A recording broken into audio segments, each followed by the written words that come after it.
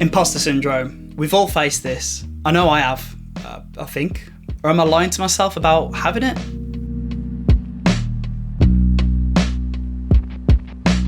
Hi creatives, and welcome to today's video. As creatives, we are going to come up against a lot of moments where we get in our own heads. I mean, especially as writers, given how much time we actually spend in our own heads. But this applies to absolutely every creative person out there. Many people will be freelancing or exploring this as a hobby, which they will then turn into a career.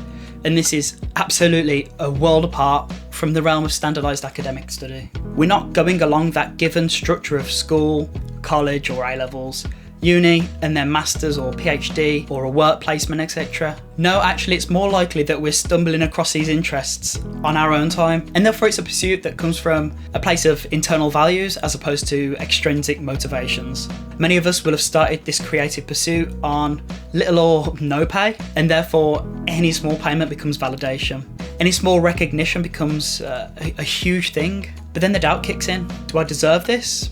Am I doing enough? Am I allowed to charge this or do that? Others in my field went to study this or have an employer that's actually paying them to do this. Now this is the voice of doubt. It's a very familiar voice and it's going to try and hold you back. And just in case this video's existence doesn't validate it for you already, let me just address this directly. You are not alone in this. The most confident people out there have all doubted themselves at one point or another, regardless of what public perception they have crafted. Every single person alive has had a doubt. Am I doing this right? Is this bus really going to turn up? Have I double checked that bill has actually been paid? Will my friend really turn up today? If I eat this curry from this back alley fast food restaurant, am I really going to shit myself? Everyone has doubts. And everyone doubts that everyone has doubts. But if you jumped into each individual's head and scanned it for doubts, there'll be a thought, I guarantee, that says, am I really an expert? Am I the expert? Are others in my field more knowledgeable than me? If you think you're the only one that doubts himself, then everyone else is doubting themselves and doing the same, then surely it means that you're behaving in a false narrative. It's pluralistic ignorance. So what can we do as creatives to overcome this? Well, I'm going to be focusing my answers on specifically writers in this one, but this is applicable to every type of creative out there, from photographers, videographers, painters, actors, animators, graphic designers, directors, and yes, 100% writers. I know I've worked with every single person on that list, and it will apply to you all. First things first, get creating. This is the simplest answer to it. No one can tell you that you're not a writer if you're writing. The same with photographers taking photos. And I know it's hard to do that when the people around you believe are more capable. And yes, I know you think it's an oversimplification. You're going, Ben, this is oversimplified. I promise you it's not. Start at the foundations and build up from there. Start writing.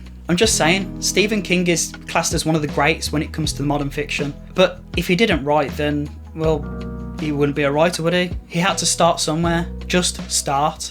Re-evaluate your benchmark. A benchmark for success can be a huge barrier. I know this, trust me, I know it all too well. I was absolutely gutted in the first year of running my media company when I found out that we hadn't made as much profit or turnover as Netflix. That's an international conglomerate, and that started decades ago, and I was, a guy with a camera and a computer in my room. Now, we all have to start somewhere, just as I said before, and that journey is a marathon, so lower your comparisons, aim for realistic growth, reassess on how much you can take on, break it down into achievable steps. Don't try to write a novel and publish it within 2 weeks.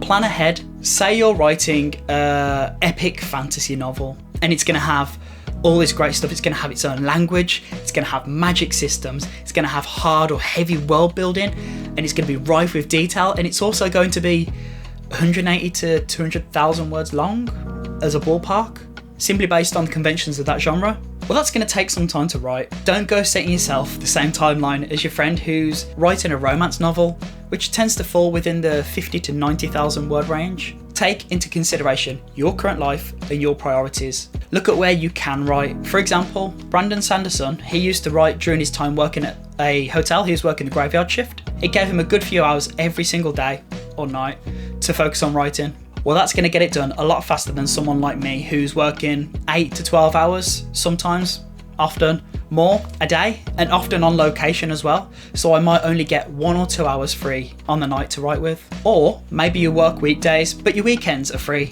And so you get a good 8 hours for 2 days. Whatever your schedule is, make your benchmark for success reflect your ability to input. If you want to write 50,000 words a year and you've got 8 hours a week to do it in, that's 52 lots of 8 hours, 416-ish hours. 50,000 words then becomes a much more manageable task of 120 words per hour, 960 words a week. What feels less daunting to you, 50,000 words a year or 1,000 words every weekend?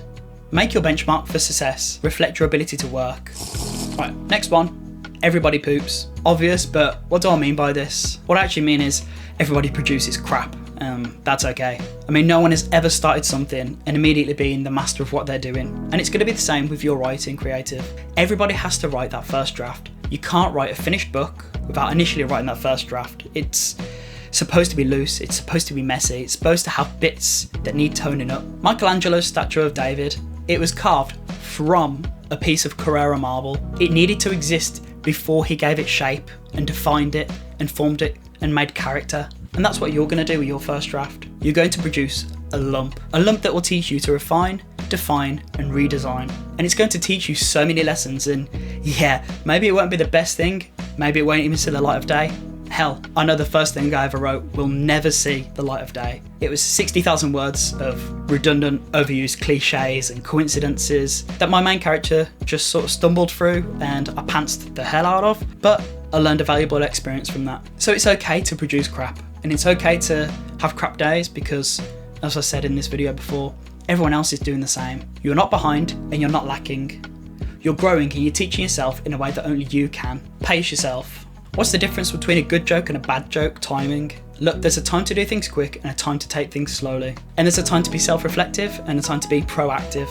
I implore you to practice being mindful of when you need to take things slowly and practice recognizing when you need to speed up. I'd probably prioritize this tip, to be honest, creative, as it's going to help you better understand your body. I know it's kind of paradoxical for me to ask you to quickly learn how to slow down, but race cars can't go 100 miles per hour all the time. They need to refuel now and again. They need to warm their tyres in between, and it's going to be the same for you. So when you're feeling overwhelmed or uninspired or stuck, take a break, step back, have a breather, find a new hobby, go out with friends or something, whatever you can do that isn't another type of work that's going to make you reset your brain for a bit. For me, it's seeing my partner, playing guitar, painting, watching comedies, going to the gym, visiting my brothers, etc.